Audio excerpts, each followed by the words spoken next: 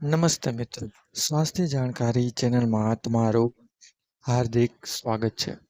આજનો વિડીયો મિત્રો ખૂબ જ ઇન્ટરેસ્ટિંગ છે કારણ કે મિત્રો તમે ક્યારેય વિચાર્યું છે કે રોજ બનાવતી આપણા ઘરમાં સામાન્ય રોટલી તમારા ઘરના સુખ સમૃદ્ધિ સાથે સીધી રીતે જોડાયેલી હોઈ શકે? હા મિત્રો, તમે રોજ ઘરે એટલે કે મુખ્યત્વે મહિલાઓ ઘરે લોટ બાંધો છો, રોટલી બનાવો છો. પરંતુ જો હું તમને કહું કે લોટ બાંધવાની રીતમાં થતી નાની નાની ભૂલો તમારા ઘરમાં નકારાત્મક ઉર્જા લાવી શકે છે, તો જાણીને ખૂબ જ આશ્ચર્ય થશે. પરંતુ આ વાત મિત્રો વાસ્તુશાસ્ત્ર અનુસાર ખૂબ સાચી છે. જ્યોતિષ અને વાસ્તુશાસ્ત્ર મુજબ લોટ બાંધવું માત્ર એ રસોઈનો ભાગ જ નથી. એ એક ઊર્જાનો પ્રવાહ છે જે સીધો તમારા પરિવારના આરોગ્ય, ધન અને સુખ પર અસર કરે છે. સાથે સાથે તે તમારા ઘરના પરિવારજનો ઉપર પણ અસર કરે છે. ઘણા લોકો આ સામાન્ય કામ કરતી વખતે કેટલીક મહત્વપૂર્ણ વાતોને અવગણે છે, જેમ કે સમય, દિશા, મનની સ્થિતિ અને ઘઉંના લોટ બનાવવામાં ઉપયોગ થતો પાણીનો ઉપયોગ. અને બસ અહીંથી જ શરૂ થાય છે સમસ્યાઓનો સિલસિલો.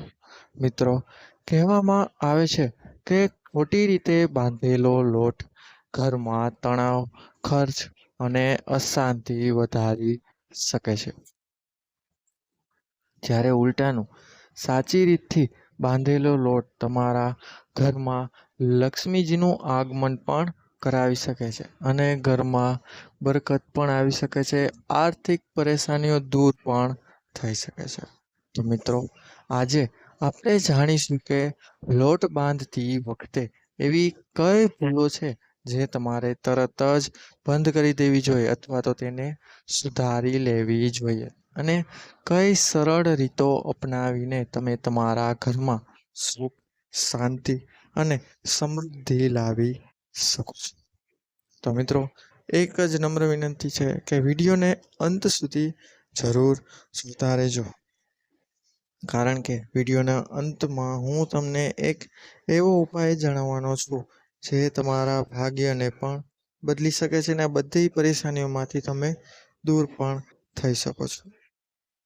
અને હા મિત્રો, એકવાર વિડીયોના કોમેન્ટ બોક્સમાં જય માં લક્ષ્મી સાચા મનથી અવશ્ય લખજો. મિત્રો, રોટલી બનાવવા માટે લોટ બાંધવો તો ખૂબ જ જરૂરી છે, એ તો બધાને ખ્યાલ જ છે.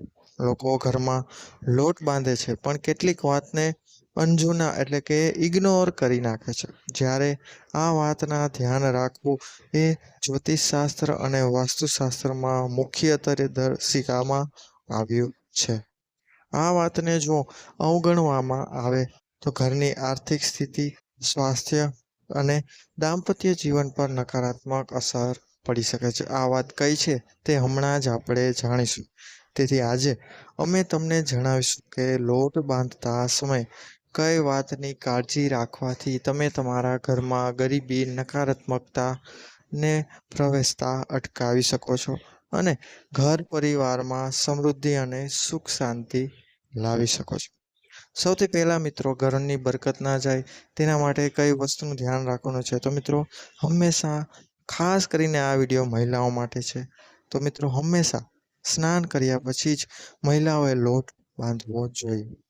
તેમજ લોટ બાંધતી વખતે તાંબાના વાસણમાં પાણી લો અને તાંબાના વાસણમાં રાખેલું પાણી જ્યાં લોટ બાંધવામાં ઉપયોગમાં લો, કારણ કે આ ભોજન ભગવાનને અર્પણ કરવામાં આવે છે અને ભગવાનનું ભોજન બનાવવામાં તાંબાના વાસણનો ઉપયોગ કરવો એ આપણા વાસ્તુશાસ્ત્ર અને જ્યોતિષશાસ્ત્ર અનુસાર ખૂબ જ શુભ માનવામાં આવે છે.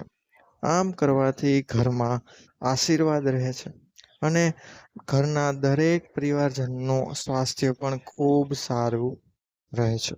માટે હંમેશા ઘરમાં બરકત લાવવા માટે લોટ બાંધતી વખતે તાંબાના વાસણનો ઉપયોગ કરો.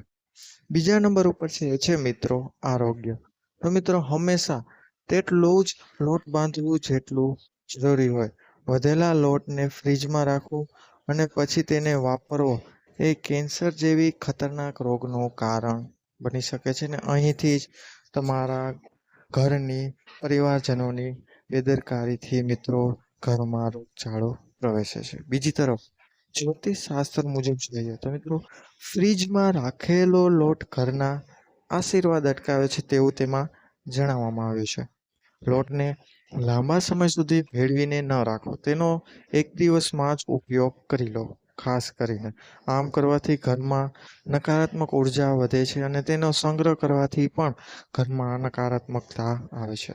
જો કોઈ કારણસર લોટને લાંબા સમય સુધી ભેળવવો એટલે કે રાખવો પડે તો તેને હંમેશા ઢાંકીને રાખો અને અંતે જો તેનો કોઈ ઉપયોગ ન હોય તો તમે તેને ગાયને પણ ખવડાવી શકો છો. ત્રીજું છે મિત્રો પિતૃદોષ. આ ખૂબ જ જરૂરી છે તમારા માટે જાણવું.